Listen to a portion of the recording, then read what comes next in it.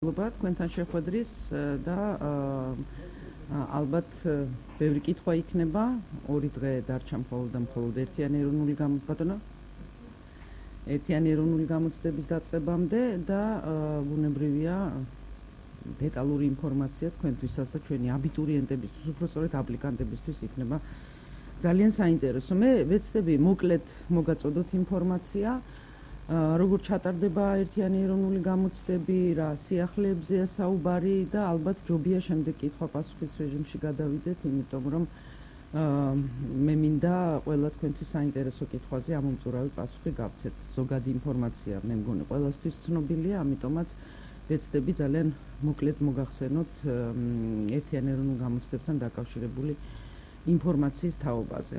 პირველ რიგში მოდით აბიტურიენტებს შევეხოთ. აბიტურიენტებისთვის იწყება სწორედ ცხელი ზაფხული 27 ივლისს პირველი გამოცდა ქართულ ენასა და ლიტერატურაში და თქვენ იცით რომ წელს ძალიან ბევრი აბიტურიენტი არის რეგისტრირებული, ასეთი რაოდენობა ჩვენ არც ერთ წელს არ გქონია, მე-9 წელია უკვე ტარდება ერთიანი ეროვნული გამოცდები და რაოდენობა აბიტურიენტების როგორც წესი მერყეობდა 30-დან 35-36,000-მდე მაქსიმუმ.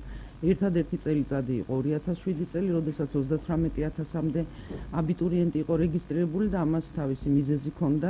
ეს იყო წელიწადი, როდესაც ქართულენოვანი სკოლები გადავიდნენ 12 წლიან სწავლებაზე და არაქართულენოვანი სკოლები ისევ 11 წლიან სწავლებაზე დარჩნენ.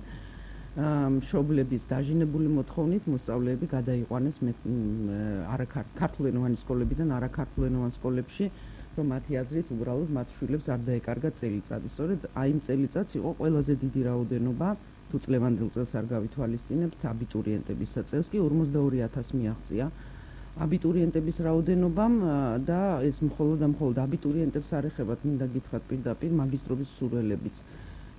ბევრია ძალიან წინა წლებთან შედარებით, თუ წინა წელს 6,500 მაგისტრობის მსურველი ყავდა, წელს 10,000-მდეა მათი რაოდენობა. ასე რომ აპლიკანტების სიმრავლემ გამოიწვია ის, რომ ჩვენ მოგვიწია თბილისში ერთი დამატებითი საგამოცდო ცენტრის გახსნა. ანუ წელს ფუნქციონირებს 18 საგამოცდო ცენტრი.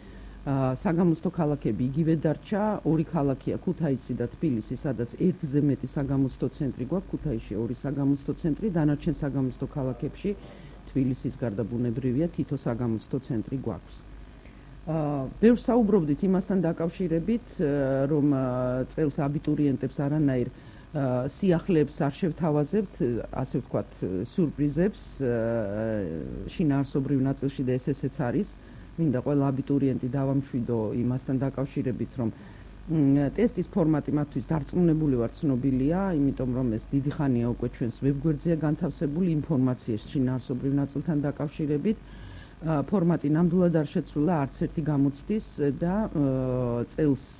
ყოველ წელიწადს ჩვენ ვაქვეყნებდით ტესტის ნიმუშთა კრებულებს სახელმძღვანელოს, რის მეშვეობითაც აბიტურიენტები ემზადებოდნენ ერთიანი ეროვნული გამოცდებისთვის. წელს აბიტურიენტებისთვის სრულიად უფასოდ, ბუნებრივია, ამ კრებულების ელექტრონული ფორმები დავდეთ ვებგვერდზე, ასე რომ ყველა აბიტურიენტს ჰქონდა შესაძლებლობა მიიღო დეტალური ინფორმაცია და ინსტრუქციები კონკრეტულ გამოცდასთან დაკავშირებით.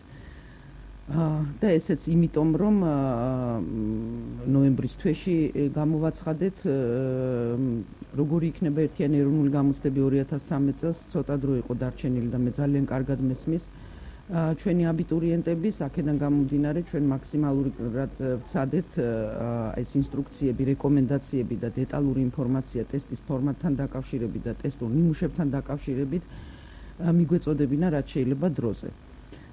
ასე რომ ისე ვიმეორებ 27 ივლისს არის პირველი გამოცდა ქართულ ენასა და ლიტერატურაში, ეს გახლავთ სავალდებულო გამოცდა და ეს გამოცდა სახელმწიფო ენაშია, მოდით ესე ვთქვათ, ქართული ენა ჩვენი სახელმწიფო ენაა. თუმცა მე მინდა გითხრათ, რომ იმ ახალგაზრდებისთვის, რომლებიც აფხაზეთის ტერიტორიაზე ცხოვრობენ, სახელმწიფო ენა კონსტიტუციით ასევე არის აფხაზური ენა. ჩვენ ყავს ორი აბიტურიენტი, რომელმაც აფხაზური ენა აირჩია და სავალდებულო გამოცდად ქართული ენის ნაცვლად და ჩააბარებს აფხაზურ ენას და დანარჩენ გამოცდებს ბუნებრივია ისევე როგორც სხვა აბიტურიენტები. სიახლეა ის რაც შევთავაზეთ აბიტურიენტებს, საუბრობდით სიახლეებს არ შევთავაზებთ, მაგრამ ეს შინაარსობრივ ნაწილს ეხებოდა, მე ჩემი აზრით ორივე, რაზეც ახლა მოგახსენებთ, ორივე ეს ისეთი სიახლეა, რომელიც ძალიან კარგია ჩემი აზრით აბიტურიენტებისთვის, ერთი არის რეგისტრაციის პროცესი. თქვენ იცით, რომ წინა წლებში კონკრეტული ვადა იყო რეგისტრაციის პროცესისთვის, წელსაც ასე მოხდა, 1 აპრილიდან 20 აპრილის ჩათვლით შეეძლოთ აბიტურიენტებს არჩევანი გაეკეთებინათ, მაგრამ ეს ეხებოდა მხოლოდ და მხოლოდ საგამოცდო საგანს, დამატებით საგამოცდო საგანს, რაც უნდა აერჩიათ აბიტურიენტებს. რაც შეეხება ძალიან მნიშვნელოვან გადაწყვეტილებას, იმასთან დაკავშირებით, თუ სად უნდათ აბიტურიენტებს სწავლის გაგრძელება, უმაღლესი სასწავლებლების და ფაკულტეტების რეიტინგულ ჩამონათვალს გულისხმობ ამ შემთხვევაში, მათ ჯერ კიდევ აქვთ საკმაოდ დრო იმისათვის, რომ საბოლოო არჩევანი გააკეთონ. მათ ექნება დრო მას შემდეგაც კი, როდესაც ისინი ერთიან ეროვნულ გამოცდებზე საკუთარ შედეგებს გაიგებენ. და საბოლოო არჩევანს დააფიქსირებენ, სწორედ მათი საბოლოო არჩევანი მოხდება ჩვენს მონაცემთა ბაზაში. ასე რომ ჯერ კიდევ აქვთ დრო აბიტურიენტებს დაამატონ ფაკულტეტები, ამოიღონ ფაკულტეტი, რეიტინგული ჩამონათვალი შეცვალონ და ასე შემდეგ და ასე შემდეგ. და საბოლოო არჩევანი ისე ვიმეორებ, უკვე რეალურ შედეგებზე დაყრდნობით გააკეთონ უმაღლეს სასწავლებლებთან დაკავშირებით. ეს ერთი მნიშვნელოვანი სიახლე ჩემი აზრით.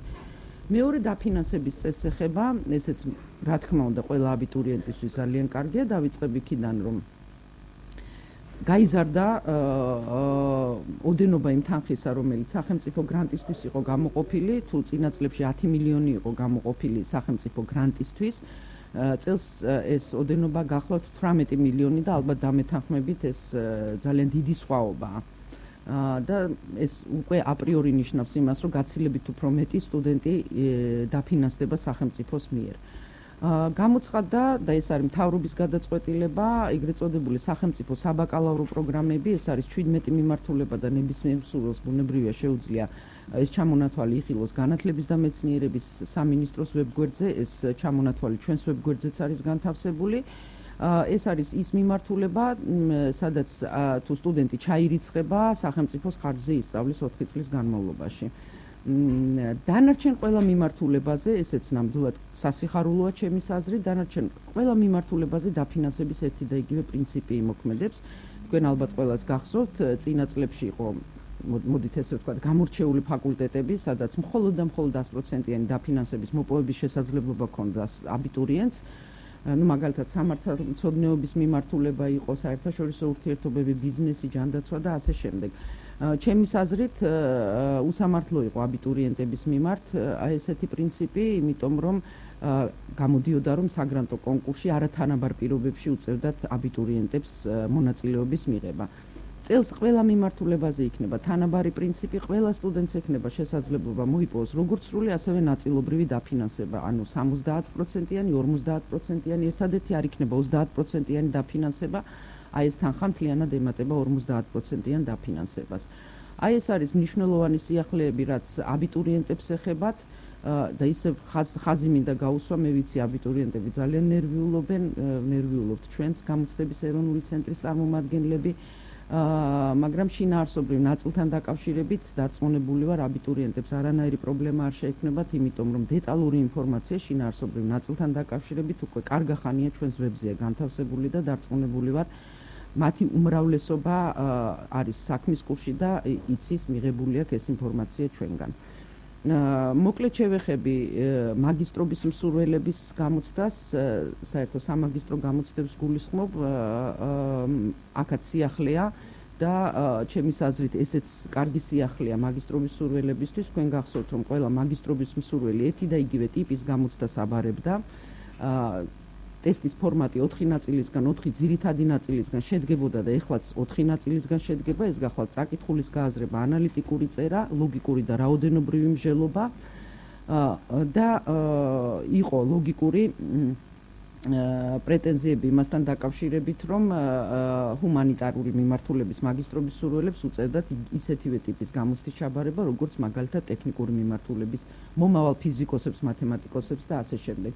მიუხედავად იმისა, რომ ბარიერის გადალახვა გულისხმობს იმას, რომ ნებისმიერ სამში, 4-დან ნებისმიერ სამში უნდა გადალახოს ბარიერი და გამოცდა ჩაბარებულად ეთვლება, მათ ჰქონდათ პრეტენზია რაოდენობრივ ნაწილთან დაკავშირებით ჰუმანიტარული მიმართულების მაგისტრობის სურვილებს გულისხმობ, ბუნებრივია ასეთ შემთხვევაში მომავალ მათემატიკოსებს და ფიზიკოსებს გაცილებით უფრო უადვილდებოდათ რაოდენობრივი ნაწილი, ვიდრე ჰუმანიტარებს და შესაძლებელია პირიქით დაუშვათ იგივე ანალიტიკური წერა თუ წაკითხulis გააზრება ჰუმანიტარებისთვის უფრო მისაღები იყო, ვიდრე ტექნიკური მიმართულების მაგისტრობის სურვილებისთვის. ჩვენ წელს შევთავაზეთ მაგისტრობის სურვილებს 5 ტიპის ტესტი. ოღონდ ხაზი მინდა გაუშვსვა იმას, რომ ყველა ფორმატი 4 ნაწილისგან შედგება, ისევ არის წაკითხulis გააზრება, ანალიტიკური წერა, რაოდენობრივი და ლოგიკური მსჯელობა. მაგრამ მოდით ესე ვთქვათ, წონებია გადანაწილებული, ანუ ტექნიკური მიმართულების მაგისტრობის მსურველებისთვის აქცენტი უფრო მეტად გაკეთებულია რაოდენობრივ ნაწილზე და დაუშვათ სხვა მიმართულების მაგისტრობის სურვილისთვის შესაძლებელია დაუშვათ იგივე ანალიტიკურ წერაზე იქნება თუ დაუშვათ სხვა ნაწილზე. ეს ინფორმაციაც კარგი ხანია განთავსებულია ჩვენს ვებგვერდზე, მაგისტრობის სურვილებმა არჩევანი გააკეთეს და ტესტის ტიპი უკვე აირჩიეს. ასე რომ ეხლა არ იქნება დაუშვათ პრეტენზიები იმასთან დაკავშირებით, რომ მე ისეთივე სირთულის რაოდენობრივი ნაწილი შემხვდა, როგორც მომავალ ფიზიკოს და მათემატიკოს ან საბუნებისმეტყველო მეცნიერებების მიმართულებით მაგისტრობის მსურველს, კომფორტული იქნება ბუნებრივია მაგისტრობის სურვილისთვის, მასზე მორგებული ტესტის ტიპი ჩემი აზრით. აი ეს არის ერთი მნიშვნელოვანი სიახლე მაგისტრობის სურვილებთან დაკავშირებით. თანხა რაც იყო გამოყოფილი მაგისტრატურისთვის, დარჩა იგივე 2 მილიონია. წელს ესე დარჩა და დიდი იმედი მაქვს, რომ გაიზარდეს, ოდენობაც გაიზრდება.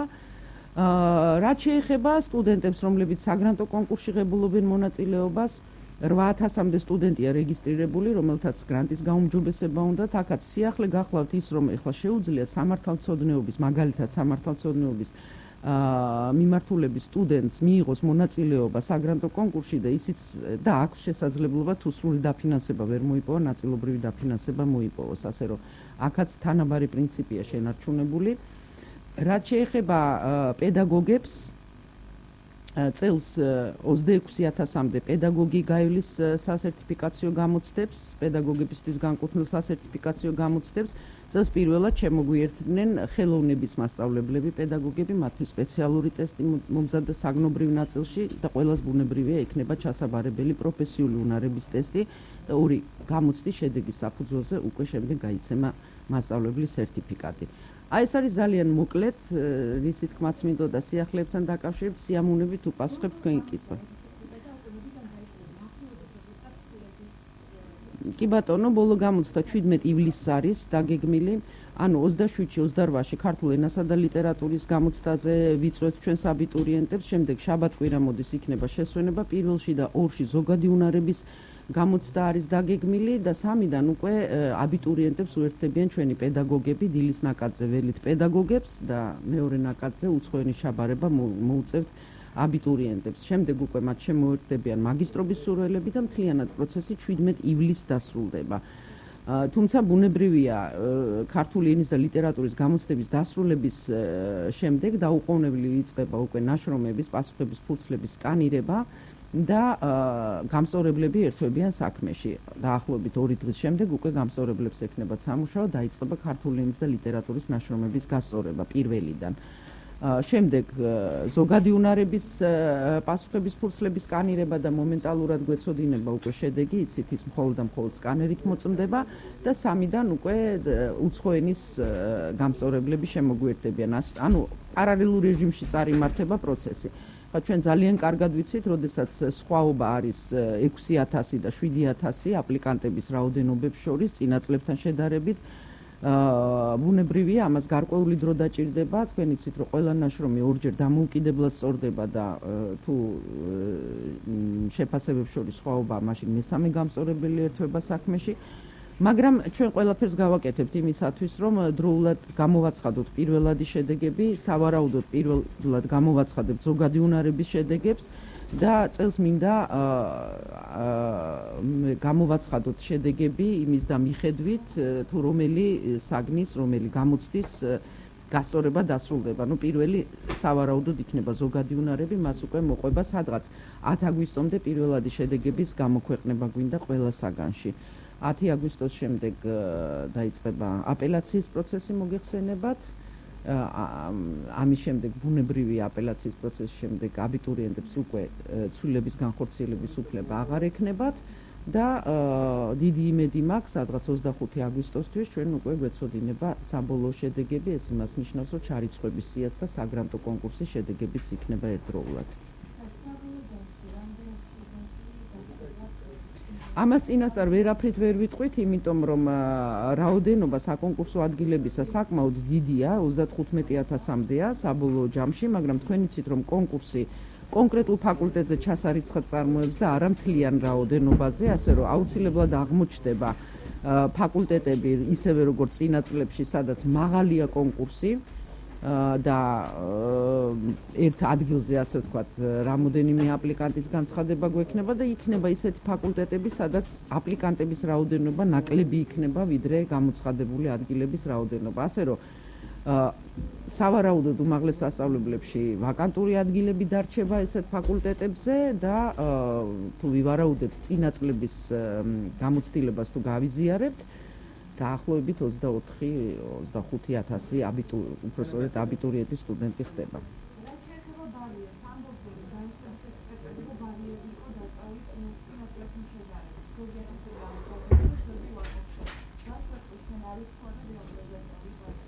განათლების ექსპერტები არიან შეცდომაში შეყვანილები, იმიტომ რომ 2005 წლიდან ერთი და იგივე ბარიერი გვაქვს, არც აწეულა და არც დაწეულა. ბარიერთან დაკავშირებით, მოდით ესე ვთქვათ, ეს არის სიმბოლური ბარიერი, კომპეტენციის მინიმალურ ზღვარს ვუწოდებთ ჩვენ ამ ბარიერს, ეს არის 25% და მეტი ყველა გამოცდაზე და 20% და მეტი უცხო ენაში. მაგრამ უმაღლეს სასწავლებლებს აქვთ შესაძლებლობა საკუთარი ბარიერი დააწესონ და ეს შეთავაზება 2005 წლიდან გვაქვს ჩვენ ჩადებული დებულებაში. თუმცა ხაზი მინდა გაუსვა, რომ ამ შეთავაზებით ისარგებლა წლების განმავლობაში სარგებლობს ჯავახიშვილის უნივერსიტეტი, ყველა მიმართულებაზე ბარიერი აქვს აწეული და რიგ შემთხვევაში 50%-საც კი აღწევს. ამ შეთავაზებით არ უსარგებლია არც ერთ უმაღლეს სასწავლებელს, სხვა წელს დაემატა სამედიცინო უნივერსიტეტი, ასე რომ როდესაც საუბრობთ ხარისხზე, განათლების ხარისხზე და სტუდენტების მომზადების დონეზე, თავად უმაღლეს სასწავლებლებს აქვთ ეს პრეროგატივა, თავად უმაღლეს სასწავლებლებს შეუძლიათ დააწესონ საკუთარი ბარიერი. 17-ში არის ფიზიკის გამოცდა აბიტურიენტებისთვის.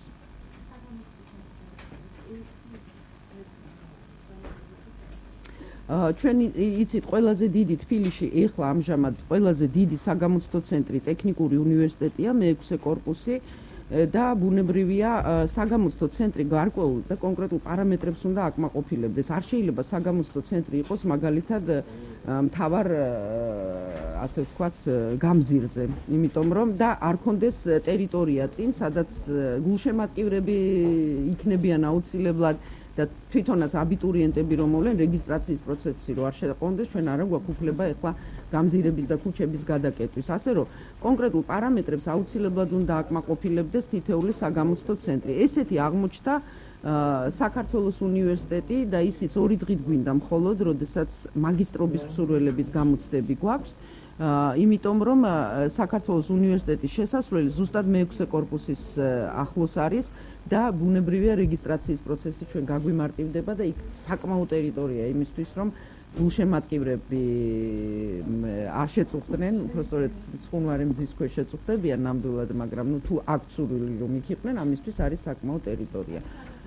საქართველოს უნივერსიტეტი იქნება დატვირთული მხოლოდ 2 დღე. ეს გახლავთ მაგისტრობის მსურველების გამოცდები.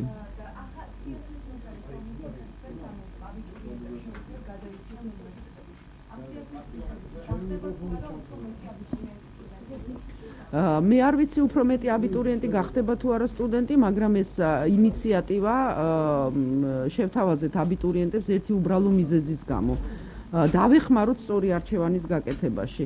ანუ ხშირად იყო შემთხვევები ამ წლების განმავლობაში, თუ გავიზიარებთ ჩვენს გამოცდილებას, აბიტურიენტები რიგ შემთხვევაში საკუთარ შესაძლებლობებს სათანადოდ ვერ აფასებდნენ. იყო გარკვეული ნაწილი აბიტურიენტებისა, რომელსაც მოლოდინი ჰქონდა, რომ კარგი შედეგები ექნებოდა ერთიან ეროვნულ გამოცდებზე და ჰქონდა დიდი შანსი პრესტიჟულ უმაღლეს სასწავლებელში და ფაკულტეტზე მოხვედრის, იყო პირიქითაც, როდესაც ვერ აფასებდა სადანადოდ თავის შესაძლებლობებს აბიტურიენტი და ფიქრობდა, რომ არც თუ ისე სახარბიელო შედეგი ექნებოდა გამოცდებზე. ასე რომ და შემდეგ უკვე შეცვლის უფლება აღარ ქონდა ბუნებრივია, როდესაც სრულდებოდა რეგისტრაცია. ეხლა იქნება შესაძლებლობა უკვე რეალური შედეგები ექნება ხელში, რაც აჩვენა ერთიან ეროვნულ გამოცდებს და მხოლოდ ამის შემდეგ შეიძლება მიიღოს გადაწყვეტილება საბოლოო არჩევანზე.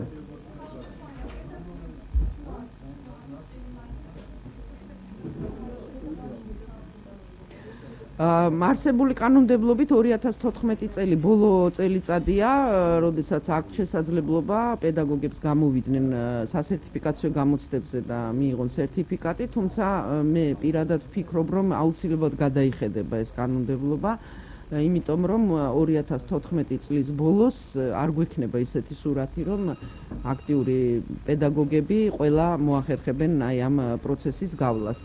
და ჩვენ ახლა ალბათ დამეთანხმებით პირიქით რაოდენობის თვალსაზრისით, პედაგოგების რაოდენობის თვალსაზრისით, არც თუ ისე განებივრებულები ვართ. მე არ გულისხმობ ქალაქის სკოლებს ნამდვილად, ამ შემთხვევაში მაღალმთიან რაიონებს გულისხმობ, სადაც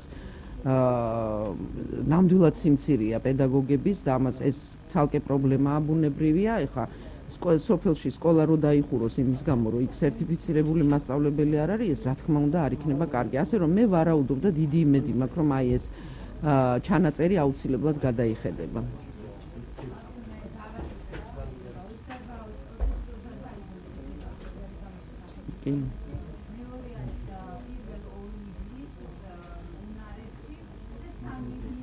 სამი, 4 აგვისტოს არა, 3 ივლისს.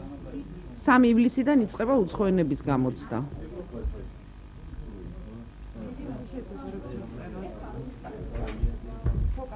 დიდი მადლობა. რაღაც